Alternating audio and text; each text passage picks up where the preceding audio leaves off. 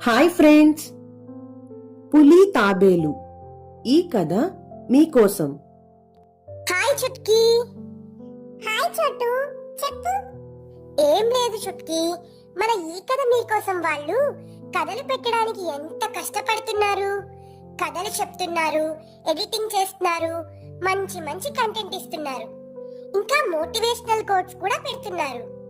అవును చోటు, మరి సబ్స్క్రైబర్స్ ఎందుకు చుట్కీ ఇంత తక్కువ ఉన్నారు వీళ్ళకి?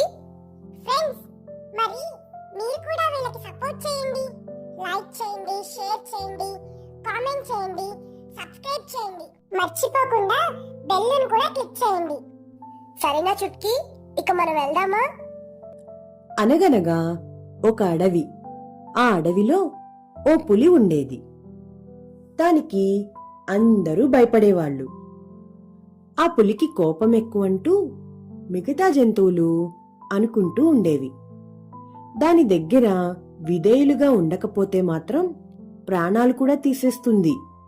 అట్లాంటి పులి అది. ఒకరోజు పులి దారిలో వెళ్తోంది. జింకలు, నక్కలు ఇంకా మిగతా జంతువులన్నీ పరుగులు పెడుతున్నాయి. అయితే ఒక తాబేలు మాత్రం మెల్లగా నడుస్తోంది. తల బయట పెట్టి దర్జాగా తిరుగుతోంది. ఆ తాబేలు గడ్డిని తింటూ నడుస్తోంది. ఆ తాబేలు తీరు చూసిన పులి ఒకంత కోపంతో ఉడికిపోయింది. నేను వస్తుంటే నీకు అంత కండ కావరమా అంటూ గాండ్రించింది. క్షమించండి అంటూ తాబేలు కోరింది. నా దగ్గరే నీ నాటకాలా అన్నది పులి. నా తీరే అంత, నేను పరిగెత్తలేను.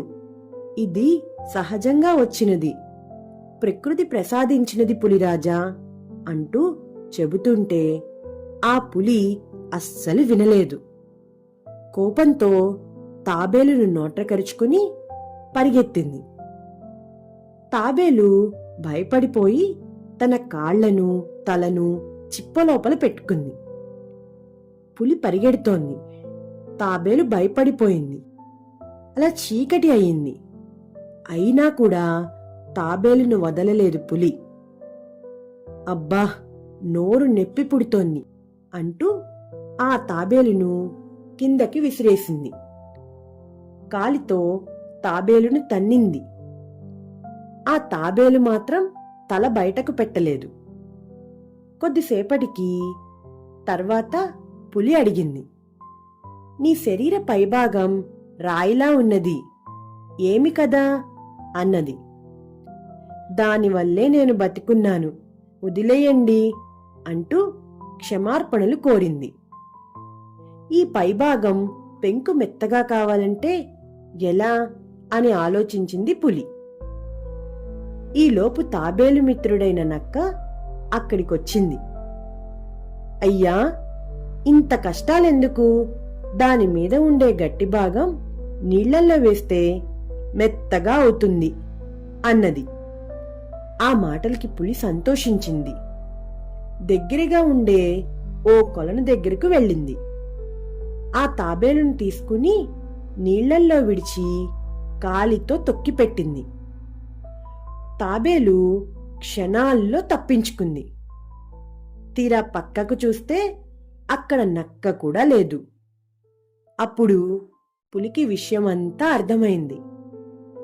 అలా నక్క తెలివితో తన మిత్రుడైన తాబేలును బ్రతికించింది. తప్పించుకున్న తాబేలు అక్కడి నుంచి దూరంగా పారిపోయింది. ఈ కథ మీకోసంలో ఈ కథ మీకు నచ్చిందా పిల్లలు?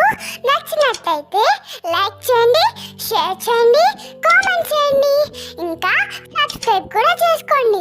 గంట కొట్టని వాళ్ళు కూడా గంట కూడా